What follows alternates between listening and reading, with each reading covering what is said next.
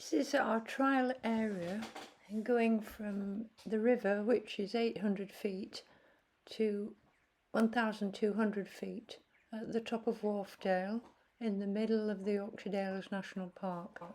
The total area is 13.75 hectares. Johnny Al's son is managing the top bit, the flatter bit, where he can go with the Bracken roller. The boys have done a really good job bracken rolling in here. Really good job. To the extent that they've been my fixed point photography bit, but never mind. Where the pigs score is they don't mind the steep slopes. They're quite happy down there, and they can work between the rocks as well. Here they come. Come on, piggies! On here, sweeties. Come on this way. The pigs work completely differently in the summer to how they work in the winter. This is the 17th of July 2025, last year, when we first put the pigs in there. They're actually rooting for nuts that we've thrown into the long bracken. They're not interested in the bracken, not any part of the bracken at all during the summer. So throwing the nuts in there, their big bodies will knock over the fronds, and we follow that up by throwing finer pellets in there, so they've got to nuzzle. It's actually the impact of the trotters and snuffling on the ground that is disturbing the actual growth of the bracken. The rhizome is still under the ground, they're not actually rooting. The rooting kicks in at the end of August, the beginning of September, when the nutrients go down the stem of the bracken back into the rhizome. It's then that the nutritional instinct of the pigs kicks in. We've got 3 areas that we're treating like this during the summer, last summer. This is one we call the long fence. We've got below the oak trees, and we've got between rocks. So we've got 3 examples that we will show you how they've gone on. Below here is limestone pavement. I photographed this in 2024. Photographs beforehand are really useful. Under here is rocky limestone pavement. This is the same area, you can see the rocks now.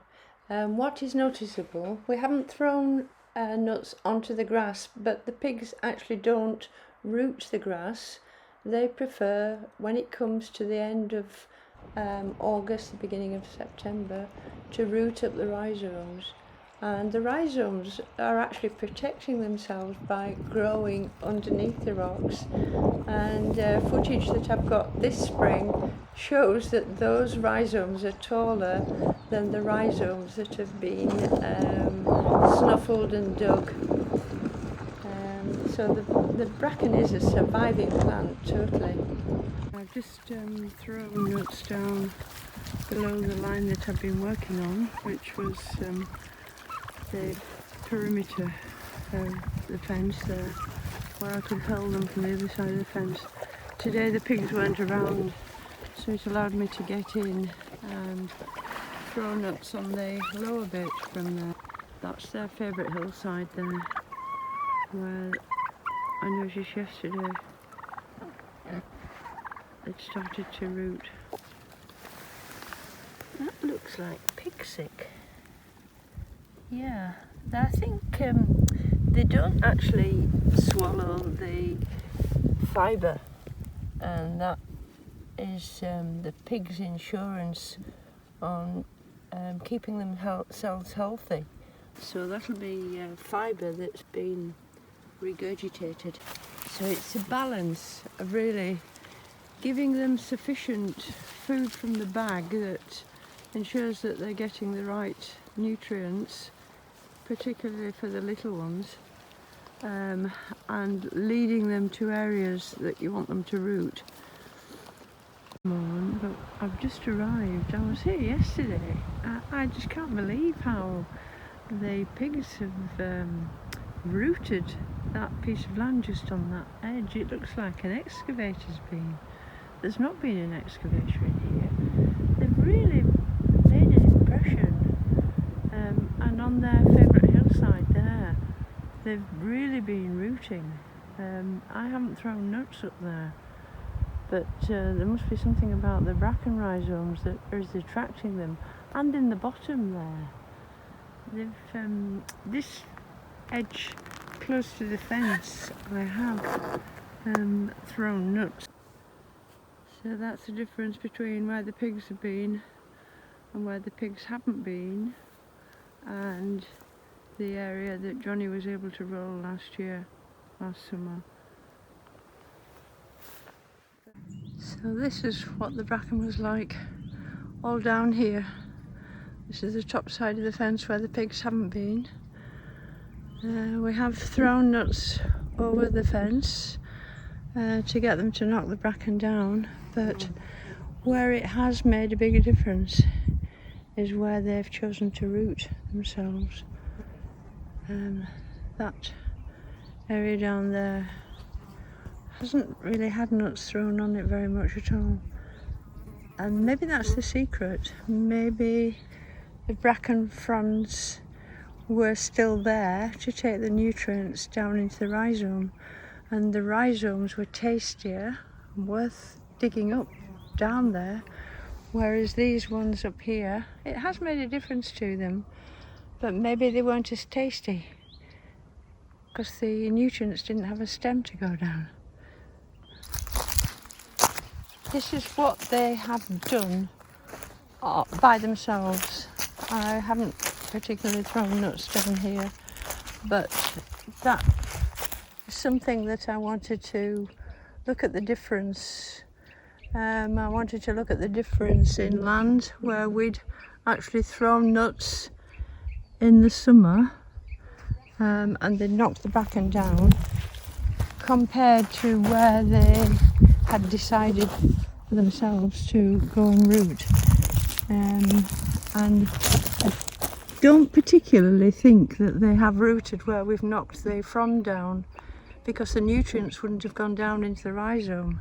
So that tells us that winter rooting is the most effective way.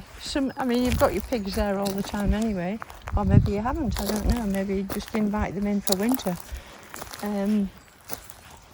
But it is the winter rooting that makes the difference.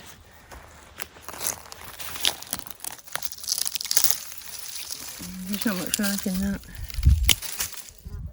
Yet it is connecting to that, and that will regrow if we don't keep on at it. That's the hill that they seem to like, and they have rooted up there before, but the bracken has come back.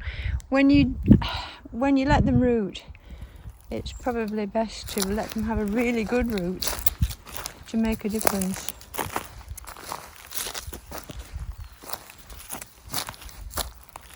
And then if this is exposed next winter, it's going to damage it again. I mean, there's not much life in that, I don't think. And you can see what they've done. They will dig it up, they'll nibble, and suck out the juice in those places. They don't actually eat any of the fibre. I don't think they swallow anything. I think it's just the juice that they suck out.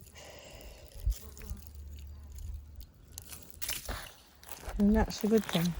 It'd be interesting to see whether if they are in here next winter, whether they choose to come down here or whether they'll choose a different patch. Maybe if you followed this up with cattle, but you really want the grass to come back first to invite the cattle in. They haven't bothered with any small trees. They don't seem to be interested in trees unless they've died and they're full of worms. So one of the clearer places along here is where they've actually rooted up the rhizomes. And then every so often you get a little bit of taller bracken. And I suspect those little tall bits there, and there, are where the roots have disappeared under the rocks and the pigs haven't been able to root. But that could be an indication of what you have actually succeeded in doing in weakening the rest of the bracken, and it's just the rhizomes that have disappeared under the rocks that haven't been damaged that are really showing you the height of the rest of the bracken, how it would have been if you hadn't been throwing nuts on. This is one of the trackways. Somebody mentioned about vibration, and where I drive, I don't drive on the track. I sort of do a bit of off-roading over Bracken, and or where the workmen who put the fencing in to separate the top part of the deer park, which is safe for cattle, separated it from the more dangerous area for cattle. Here we've got where they've rooted. That's clearer. I'm on a trackway, pig trackway at the moment, which is clear. Yeah, vibration. Somebody mentioned about vibration. I think there might be something worth going into that, but Bracken doesn't like vibration. Here we've got, I think we've been making wallows here, but, it is a fine line between how far you want your land disturbing and whether you want rid of the rhizomes. This is a bit like a little landscape, but it has cleared the bracken away. I wouldn't say it's completely cleared it away compared to what it was. And we've got pictures of this, how it was 2 years ago. I do wonder what it's doing to the structure of the soil, but there again, it is allowing other things to come back. What does come back, it will be interesting to see.